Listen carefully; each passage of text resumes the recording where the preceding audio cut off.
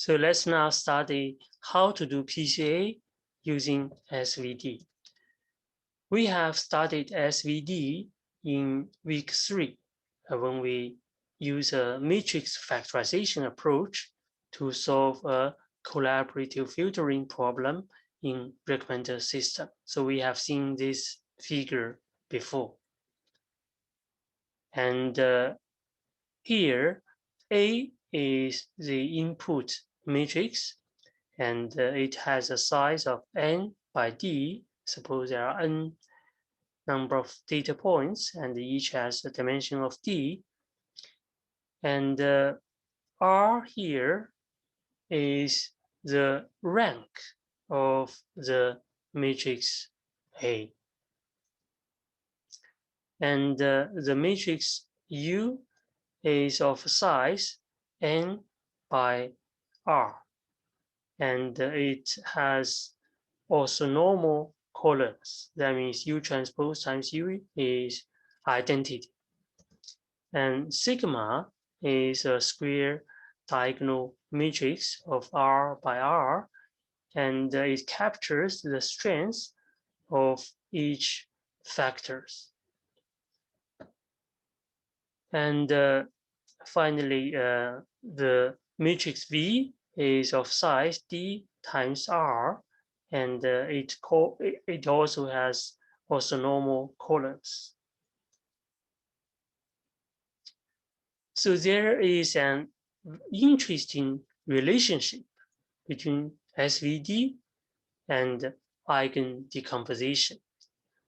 So SVD gave us for an input X this decomposition U sigma and VT, V transpose. And Eigen decomposition gave us something looks similar. For example, if we denote B as xt times X transpose times X, so then Eigen decomposition can decompose B into W, lambda, and W transpose. And U, V, W, they are all orthonormal. And sigma and lambda, they are diagonal. So let's look at the very interesting relationship between SVD and Eigen decomposition. Suppose we compute X times X transpose, and we plug the SVD in, then this is what we have. Right? So that's the transpose. Then you apply the transpose to product rule to write this out. And then because VT times V, right, so is identity, so these two terms will disappear. Right, so it's identity, so it will, when we multiply by anything, it will just give the same thing.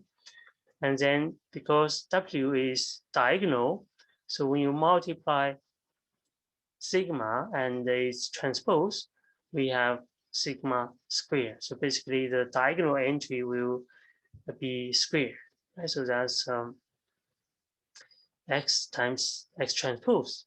Suppose we want to compute X transpose times X, and again we plug in the SVD, and this is what we have. And similarly, we will have U in between, and UT times U will be identity. So we will have this, and then give us V times sigma square times V transpose. And now if you have recognized, right, so this is our B, this is what we do Eigen decomposition with, right? So that's Riemann matrix or scatter matrix. So we can write it out like this. So B equal to XT, X transpose times X equal to W lambda WT transpose, right? So equal to this decomposition over here, right? So therefore they are equal, and the lambda is diagonal and this one also diagonal. Therefore, this must be equal, right? So W will equal to V and lambda will equal to sigma square, right? So this will be equal and W and V will be equal, right? So therefore, SVD and Eigen Decomposition, they have a very interesting relationship, right? You can get one from the other. So with that understanding, let's see how we do PCA using SVD. We still form the data matrix of n by d, subtract the mean. That's still the same, but now we do not form the Greening matrix or scatter matrix. We just do a SVD on the data matrix, on the centered data matrix. And we will have U, sigma, and V transpose. And then we take the top R right singular vectors of V from X.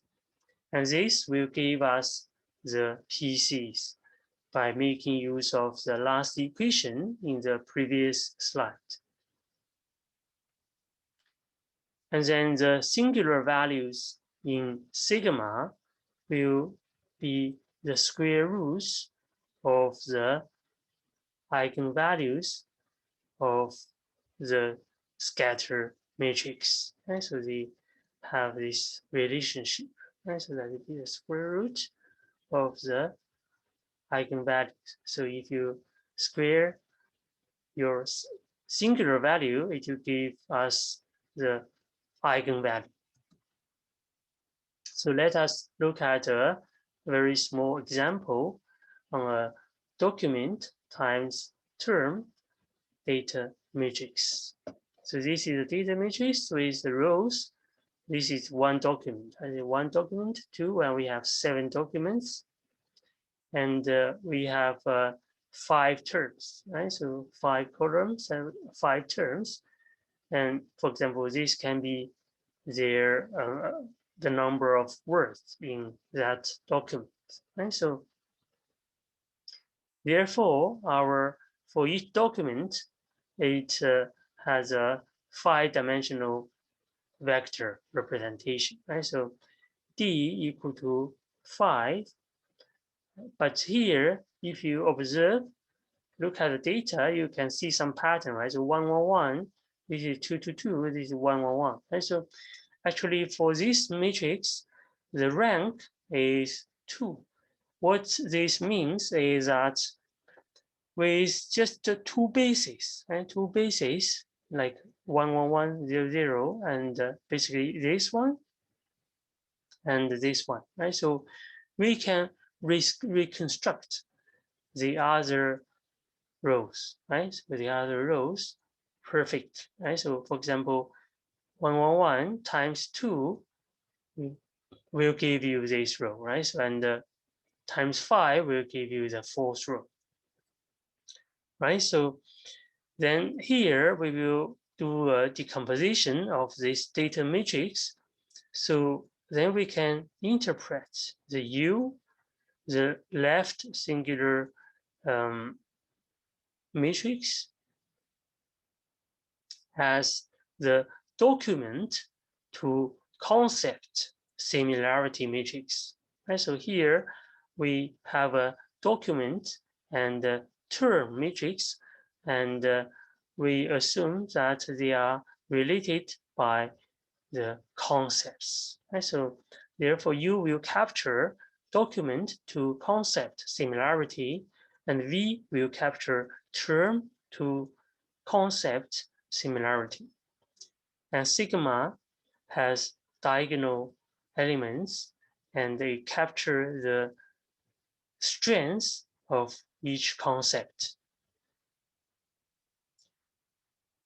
So this can help us to interpret the decomposition. So this is the data matrix, and after we do SVD, so this is what we have, right? So this is U, this is sigma, the diagonal matrix, and this is V, right? So this is V. And by the way, from the data, right, you can see that the top four are CS document, computer science document, and last three are medical documents, right? So therefore, these three are computer science, and these four are computer science, and these three are medical, right? So that's what CS and MD means over here. And now let's look at this matrix, right? So this matrix U is a document to concept similarity matrix, right? So the first column is basically the captures the document to concept similarity, right? So for the first document, second document, right? So and so on. So this one is basically the similarity between the document and the first, right? So that is the first concept, right? First concept, which is the computer science concept, right? So therefore, the similarity score or the relation score is 0.18, right? So this one is 0.36. And the second column is the medical concept, right? So it corresponding to this singular vector over here, right? So in this diagonal matrix, right? So this first singular value represents the strength of the CS concept, and this one represents the strength of the medical concept. And this matrix is a term to concept similarity matrix. And for example, this first column is talking about the term data, right? So the similarity of the term data to the concept of CS, right? So CS is very data driven, so it has high score. It has some high score over here. So basically the first row of this matrix is corresponding to the score for the CS concept, right? So and the second row is the similarity with the medical concept. And SVD can be used for dimensionality, just as PCA. And from this decomposition, right? So we can see that we have already removed three singular values, right? So which are 0, right? So there are three singular values that are 0 has been moved, they have been removed.